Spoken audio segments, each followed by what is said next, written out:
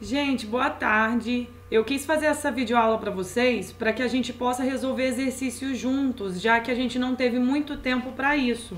Então, assim, a minha recomendação é que os exercícios que eu vou fazer aqui, vocês façam antes. Então, assim, veja qual que é a questão, dá um pause, tenta você resolver e depois ver a minha explicação em cima disso, tá? Eu acho que isso pode ajudar bastante na hora da prova. Então, olha só, vou começar no capítulo 3, página 105, porque lembrando que a prova vai cair sobre controle biológico e sucessão ecológica do capítulo 3 e também vai cair o capítulo 5, sobre os problemas ambientais. Então, os materiais extras, eu tô colocando tudo lá no Classroom para vocês. Várias videoaulas, várias coisas bem interessantes para ajudar vocês a estudarem. Eu coloquei principalmente vídeos curtos, que eu sei que vídeos muito longos, às vezes você tem preguiça. Então, botei vídeo que resume mais ou menos o que a gente está falando. Então, eu quero começar a fazer essa questão aqui, ó, sobre sucessão ecológica. Então, lembrando, se quiser, dá um pausa e depois você volta. Então, ó, a sucessão ecológica caracteriza-se, né, pela introdução em uma comunidade de uma espécie bem-sucedida em outro ecossistema, pela colonização de um ambiente com sucessivas mudanças nas comunidades biológicas, pelo fim do processo evolutivo da comunidade biológica com extinção da maioria das espécies, incluindo as pioneiras, pelo grande sucesso ecológico de uma espécie na comunidade. Gente, quando a gente fala de sucessão ecológica, seria a letra B, né? É a letra B porque a sucessão ecológica mostra todo o processo até você ter a estágio clímax. Lembra que começa com as espécies pioneiras, que são líquens, musgos e tal, no caso da sucessão ecológica primária. E você chega num auge. Então é a colonização de um ambiente ao longo do tempo. Aí olha 30. O termo espécie pioneira aplica-se apenas à espécie que colonizam ambientes antes ocupados por seres vivos. Pioneira, gente, é tipo a primeira que chegou. Então antes ocupados, a gente sabe que está errado. Aplica-se às espécies capazes de iniciar a colonização de um local desabitado. Não se aplica às espécies vegetais, mas apenas a líquens e fungos. Refere-se àquelas espécies que se extinguem primeiro na comunidade biológica. Como a gente falou, pioneira chega primeiro. Então, essa letra B também. São capazes de iniciar uma colonização de um local. Aí, 31. Exemplos de espécies pioneiras capazes de colonizar ambientes inóspitos. Inóspitos quer dizer que antes não habitados. Então, de todas essas aqui, qual que vocês acham que a gente marcaria as espécies pioneiras? Coníferas e musgos, musgos e protozoários, gramíneas e líquens, musgos e insetos. Óbvio que é a letra C, gramíneas e líquens, tá? Que são as espécies pioneiras. Uma diferença entre a sucessão primária e a sucessão secundária é o tipo de ambiente existente no início da sucessão, o tipo de comunidade clímax que se estabelece em cada caso, o tipo de duração da sucessão mais rápido na sucessão primária e o fato da sucessão secundária levar a menor biodiversidade. De todas as alternativas, a que mais se encaixa seria a letra A, o tipo de ambiente existente no início da sucessão. Por quê? Lembra que a sucessão ecológica secundária, você não começa do nada, você começa tipo de uma floresta que foi queimada, desmatada, você começa de um local que já era habitado. A primária não, é tipo numa rocha-mãe, dunas, né, areia. Quando a gente fala aqui, ó, o tempo de duração de sucessão mais rápido na sucessão primária, não, é na sucessão secundária que é mais rápido. E rápido entre aspas, porque leva mais de 100 anos.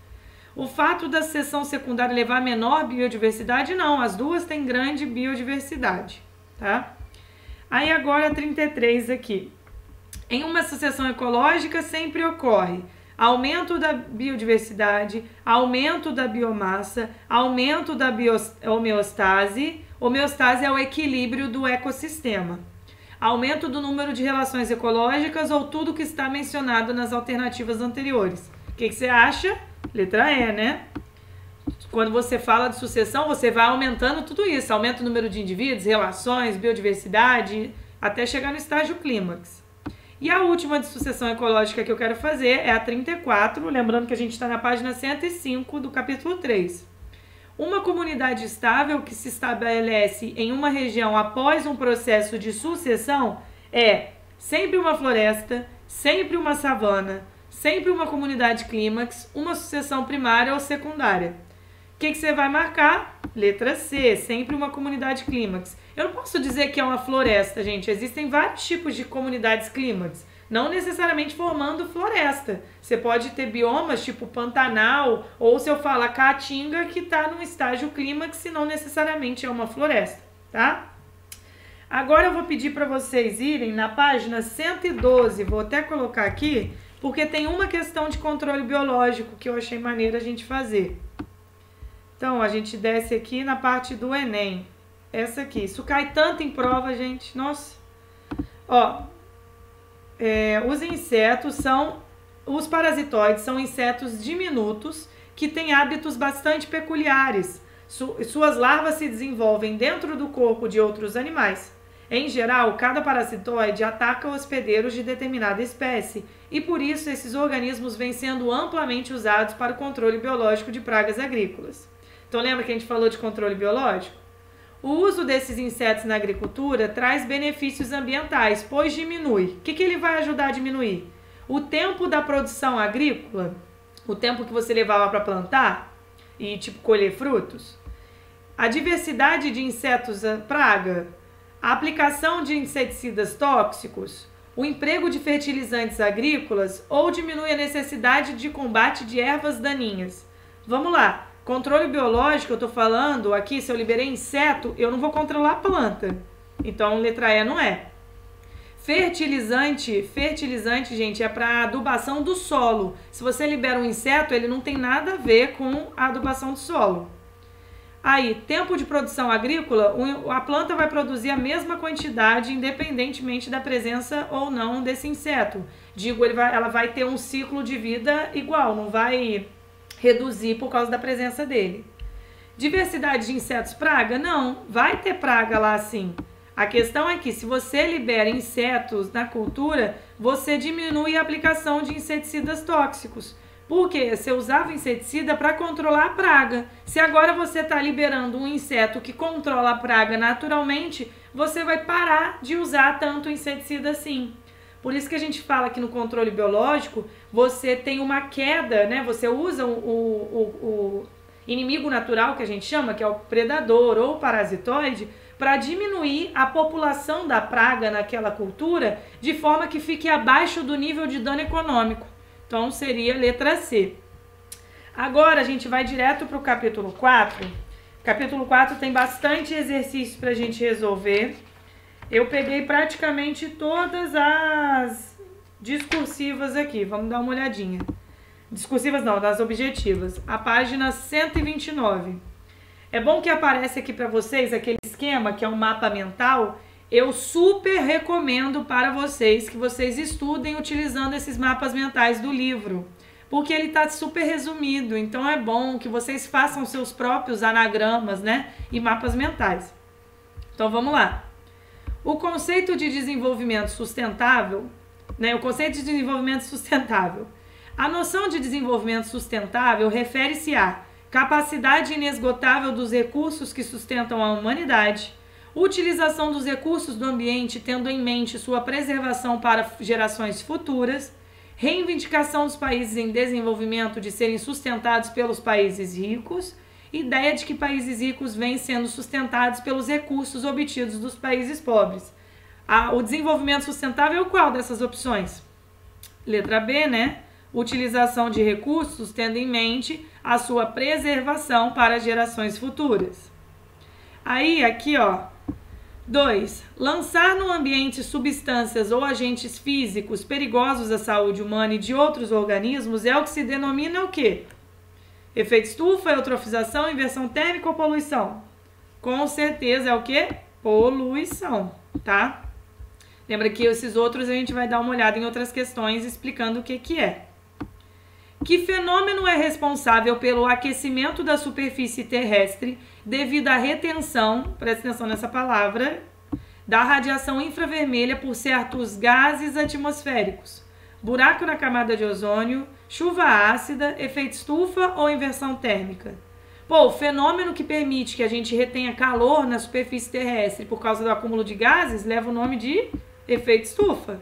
Lembra que aquecimento global é só quando você tem esse efeito estufa muito acentuado, porque tem muitos gases ali, né?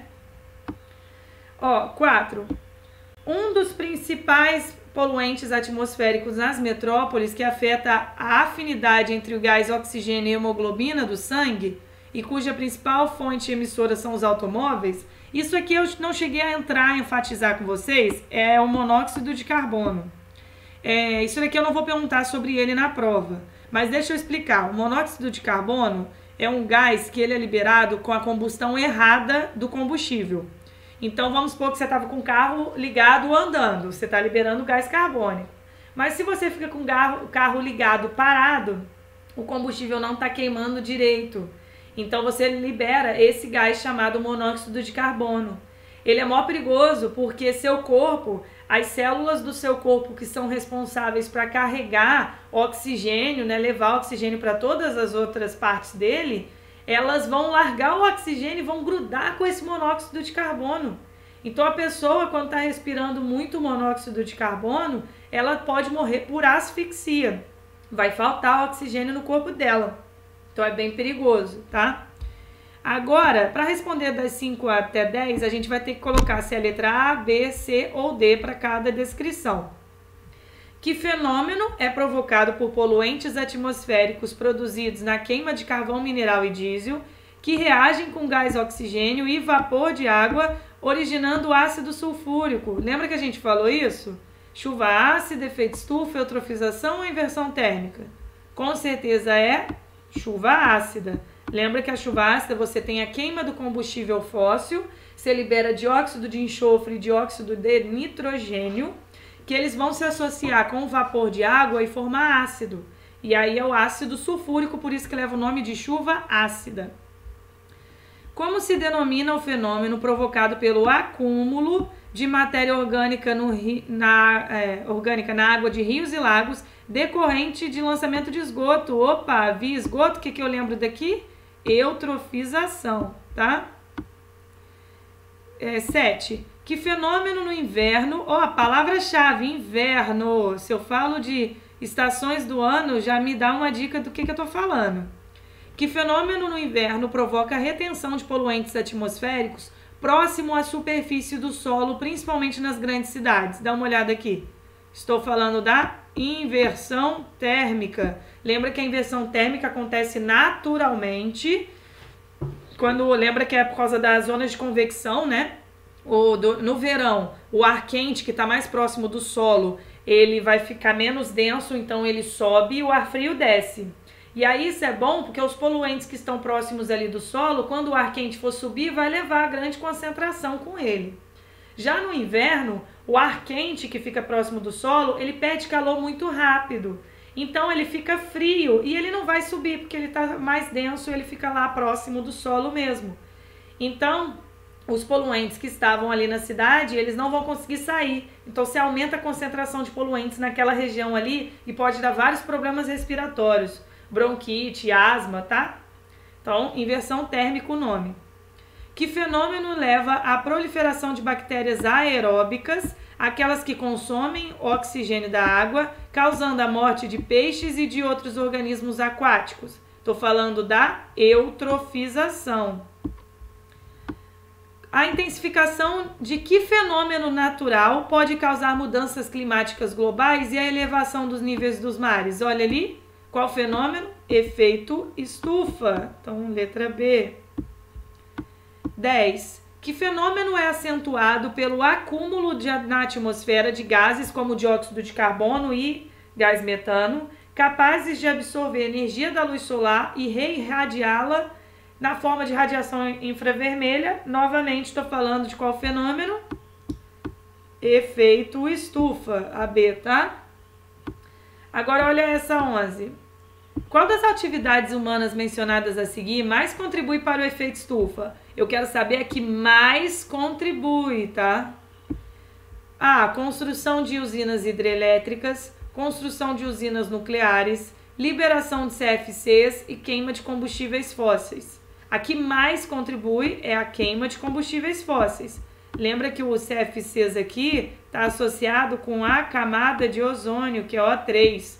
Ah, não lembra o que é isso? Eu coloquei um vídeo falando só sobre a associação dos CFCs com a camada de ozônio. Eles vão causar os chamados buracos na camada de ozônio. D. Das alternativas a seguir, apenas uma não corresponde a uma consequência direta do desmatamento. Qual que é? Chuva ácida, diminuição da biodiversidade, empobrecimento do solo em minerais e erosão. Qual que não tem nada a ver diretamente com o desmatamento, né?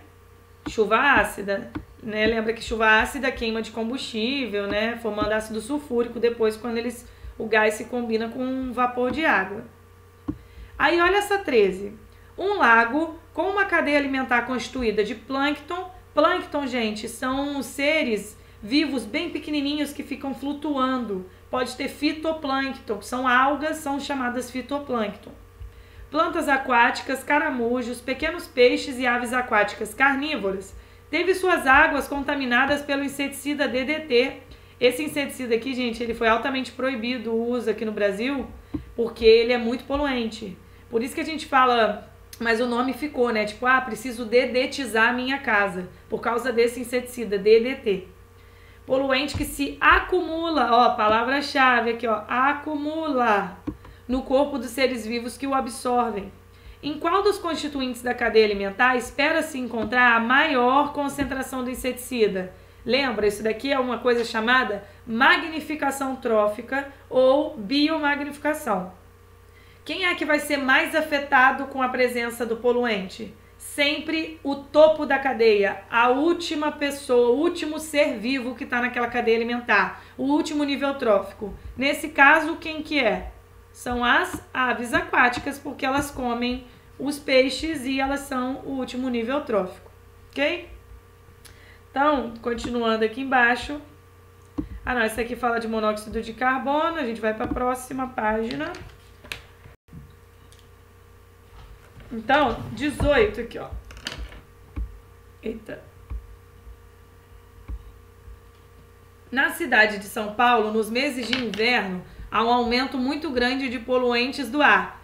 Atenção, palavras-chave. Inverno, poluentes no ar. Isso aqui já me lembra um tipo de problema que a gente tem ambiental. Qual que é? Tenta lembrar aí. Normalmente, as camadas inferiores do ar são mais quentes que as superiores. O ar quente menos denso sobe, carregando os poluentes e é substituído pelo ar frio. Nos meses de junho, julho e agosto, geralmente as camadas inferiores ficam muito frias e densas, e logo o ar não sobe com facilidade e a concentração de poluentes cresce. O texto, ao estabelecer um paralelo entre a densidade do ar e a temperatura, pretende mostrar o fenômeno do aumento da população determinando a poluição, da poluição química por produtos não biodegradáveis, das chuvas ácidas, do efeito estufa ou, da inversão térmica, tá? Então, inversão térmica. É bom que essa questão aqui, ela tá até dando uma definição do que é inversão térmica, então caso você queira relembrar, ela já explica bastante.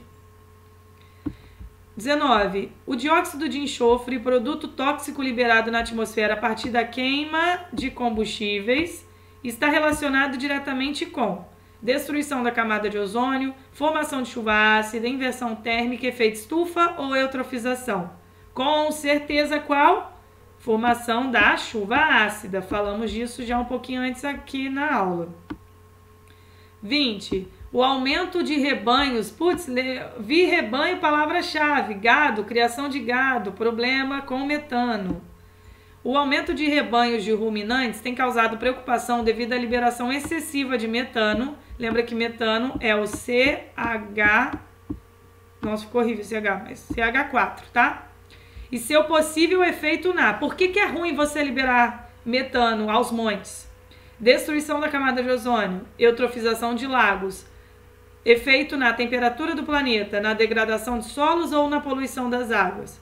Com certeza na temperatura da Terra. Porque lembra que o gás metano ele faz parte do efeito estufa, só que se você libera muito metano, o calor fica retido muito mais tempo, então leva ao aquecimento global. Essa 21 aqui ela é ótima, para a gente treinar um negócio. Uma tubulação de esgoto passava ao lado de um lago no parque central da cidade. Embora em área urbana, esse lago era povoado por várias espécies de peixes. Um vazamento na tubulação despejou grande quantidade de resíduos nesse lago, trazendo por consequência, não necessariamente nessa ordem, morte dos peixes, proliferação de organismos anaeróbios. Lembra que os anaeróbios aqui eu falo que é sem oxigênio, tá? Proliferação de organismos decompositores, aí esse daqui é em local com oxigênio. Aumento da matéria orgânica, diminuição da quantidade de oxigênio disponível, liberação de gases mal cheirosos como ácido sulfídrico. Pode-se dizer que a ordem esperada para a ocorrência desses eventos é qual? O que vai acontecer primeiro? Despejou o esgoto, consequentemente você tem o quê? Aumento da matéria orgânica. Aí, aumento da matéria orgânica já vai matar os peixes? Quem não, né? Quem vai surgir lá para decompor?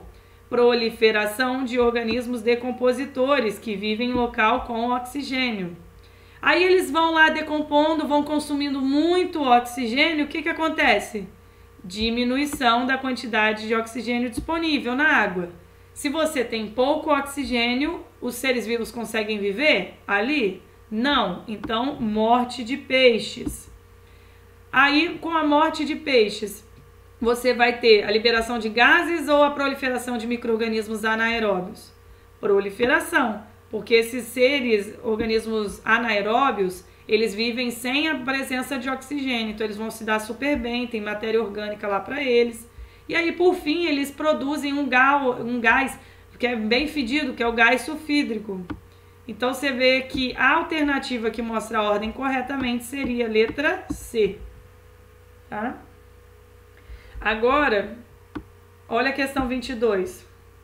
Um dos grandes problemas ambientais conhecidos é o excesso de carga de efluentes ricos em nutrientes que influencia o crescimento de algas. Ó, palavras-chave. Crescimento de algas. Isso aí você já tem que lembrar de... Vamos lá. Aumentando a demanda bioquímica de oxigênio e causando mortandade, a mesma coisa que mortalidade, tá? De peixes e animais bentônicos. Esse fenômeno é chamado de nitrificação, eutrofização, magnificação trófica, carbonificação, respiração. Com certeza é eutrofização. Alga lembra de eutrofização. Lembra que elas formam um tapete impedindo a entrada de luz ali naquele local. Os seres vivos fotossintetizantes não vão conseguir fazer fotossíntese, falta oxigênio, geral morre ali e aí sobram só matérias orgânicas para que bactérias anaeróbicas, que são aquelas que se dão bem na ausência do oxigênio, elas possam se divertir ali, né? 23. Na região de um rio, próxima a um garimpo de ouro, em atividade há mais de 10 anos, foram coletados 4 tipos de amostra: sedimento, água, peixes carnívoros e pequenos crustáceos. As amostras foram numeradas aleatoriamente de 1 a 4 e o somatório de suas concentrações de mercúrio foi considerado igual a 100. A distribuição desse somatório por amostra está mostrada no gráfico. Então esse gráfico está mostrando tipo que 4 tem muito mais mercúrio do que 3, do que 2, do que 1, né? E 1 tem bem menos mercúrio. As amostras de peixes carnívoros e da água são respectivamente de qual número, gente? O que vocês acham? Isso daqui eu tô falando de biomagnificação, né? Magnificação trófica. Então, o peixe carnívoro, ele não é o topo da cadeia? Peixe carnívoro, então, vai ter a maior concentração, 4. E a água, a menor concentração, porque aquele metal pesado vai estar presente nos seres vivos. Então, seria 4 e 1.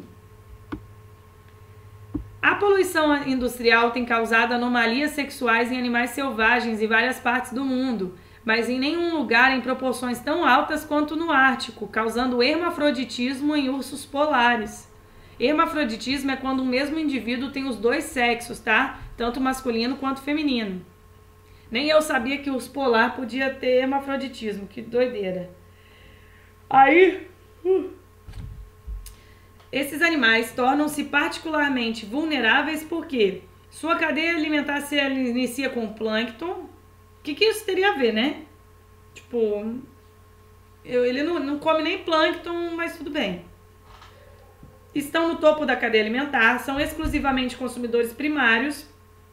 Sua cadeia alimentar tem apenas 2 níveis tróficos, são exclusivamente consumidores secundários. Com certeza eles estão no topo da cadeia alimentar, por isso que eles são muito afetados, tá? 25.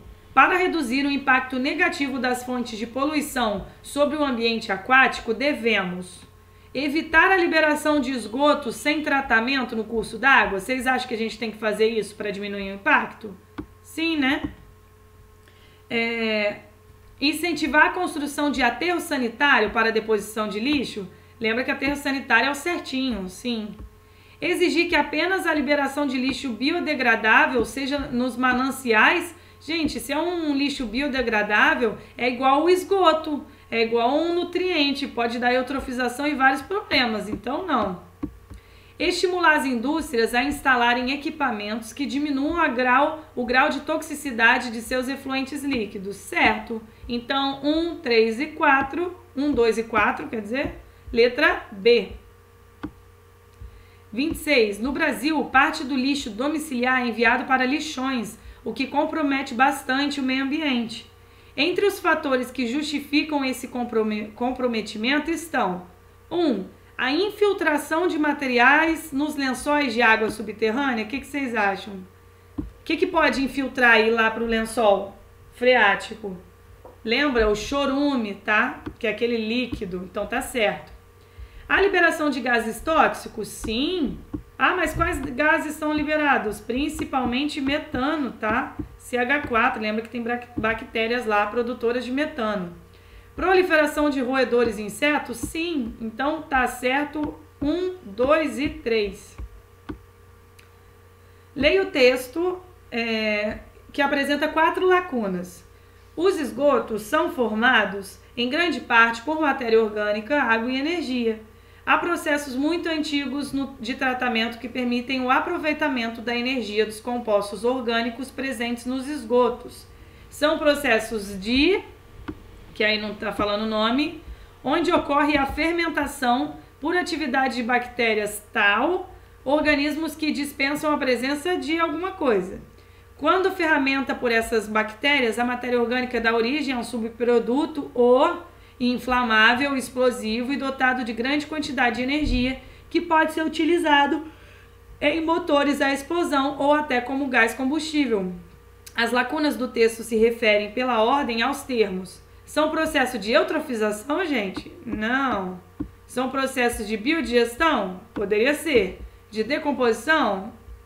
Talvez. Aí vamos ver. Onde ocorre a fermentação por atividade de bactérias? Opa, anaeróbias.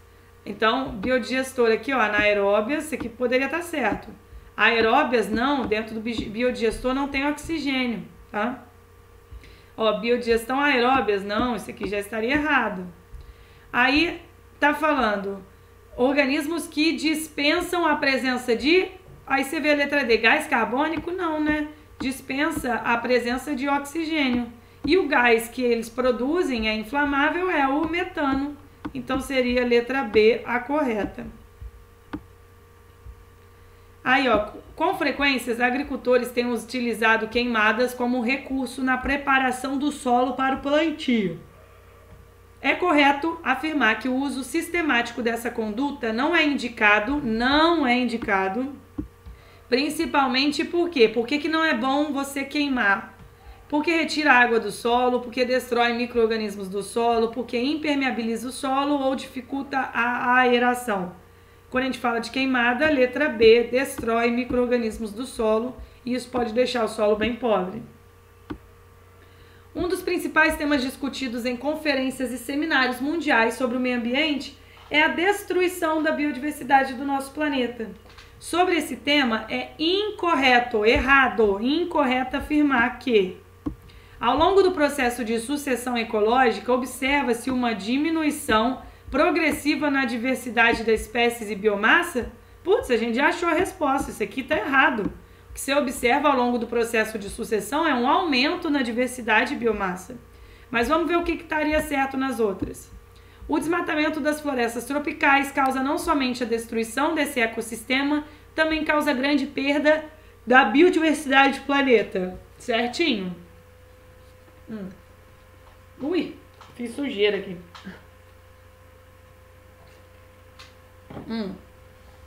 C. A criação de áreas protegidas como parques e reservas é uma das medidas a serem tomadas para salvaguardar a biodiversidade, tá certo? Além da riqueza de espécies ser fonte potencial de produtos que podem ajudar a espécie humana, a diversidade é importante também para garantir a estabilidade do planeta, tá certo? E projetos de reflorestamento com poucas espécies de árvores são inúteis para a recomposição do equilíbrio original. Tá certo. Você tem que botar várias espécies diferentes para que você tenha um equilíbrio. Se você planta só eucalipto, a gente fala que é os desertos verdes. Se eu não me engano, é esse o termo que usa. Porque você não encontra muita biodiversidade. Você pode ter lotado de eucalipto, mas não tem muitos seres vivos lá. É bem ruim. O aquecimento global é resultado, em parte, do lançamento excessivo de gases de efeito estufa na atmosfera, originados principalmente da queima de combustíveis fósseis, como petróleo e carvão. Sobre esse assunto, pode-se afirmar que o efeito estufa é um fenômeno de origem antrópica. Aqui já estaria errado. Antrópica quer dizer que é o homem que fez. Não, efeito estufa é origem natural. O aquecimento global, sim, é por causa de seres humanos. Mas aqui, necessário para a manutenção da vida, estaria certo. Só essa palavra aqui que está errada. Alguns gases atmosféricos absorvem parte das radiações ultravioletas emitidas pela superfície terrestre, retendo-as e aquecendo mais o planeta. Aqui está falando, vamos ver. O aumento na concentração de gases que promovem o efeito estufa tem contribuído para elevar a temperatura do planeta, fenômeno chamado de mudança climática.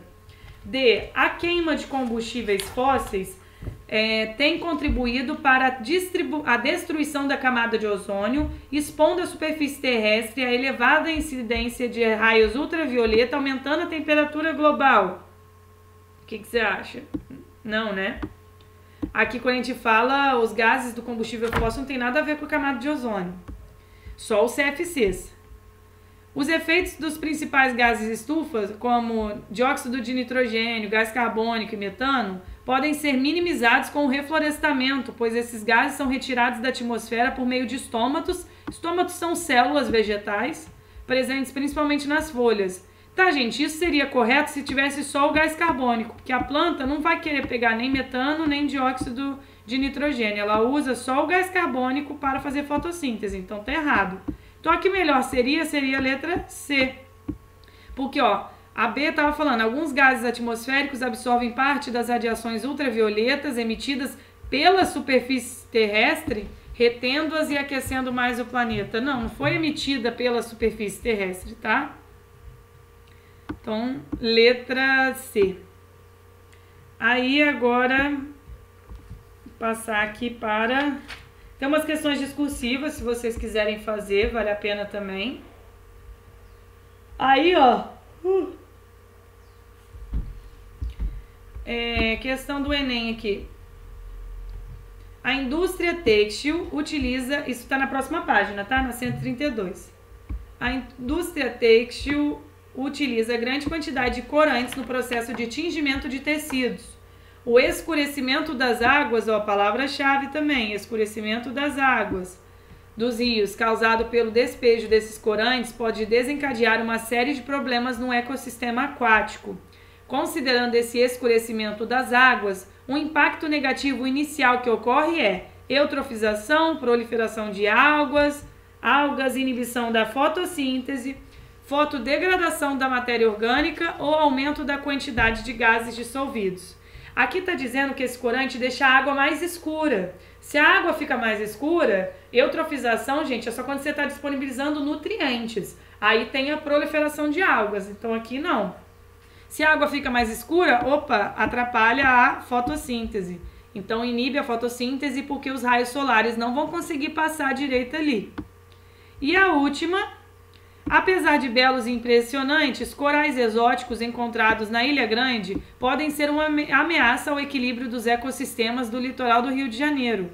Originados do Oceano Pacífico, esses organismos foram trazidos por plataformas de petróleo e outras embarcações, provavelmente na década de 80, e disputam com as espécies nativas elementos primordiais para a sobrevivência, como espaço e alimento. Organismos invasores, tô falando de espécie exótica invasora, são a segunda maior causa da perda da biodiversidade, superados somente pela destruição direta de hábitats pela ação do homem. As populações de espécies invasoras crescem indefinidamente e ocupam o espaço de organismos nativos. As populações de espécies invasoras crescem bastante por terem qual vantagem, gente? Não apresentarem genes deletérios no seu pool gênico. Pool gênico é a mesma coisa no conjunto de genes lá do material genético dela. Não, cara, ela tem sim genes que podem ser deletérios, que podem fazer mal para ela. Não tem nada a ver isso. Elas têm a vantagem de não possuírem parasitas e predadores naturais presentes no ambiente exótico? Sim, né? Essa seria a resposta correta. Terem a vantagem de apresentarem características genéticas para se adaptarem? Não, não tem nada disso. Aqui também não. D. Apresentarem capacidade de consumir toda a variedade de alimentos disponíveis no ambiente exótico? Olha só, lembra que eu falei que o caramujo africano ele come até papelão, mas não quer dizer que as espécies exóticas invasoras elas vão comer tudo. Não, elas podem ter uma alimentação bem específica. Então, estaria errada aqui, tá? Essa.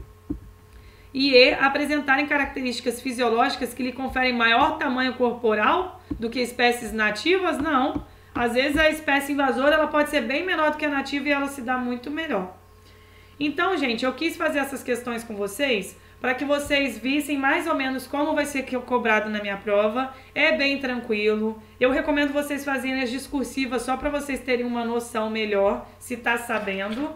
Então, qualquer dúvida que vocês tenham essa semana, podem me procurar, que eu estou disponível para tirar, tá? Então, até mais.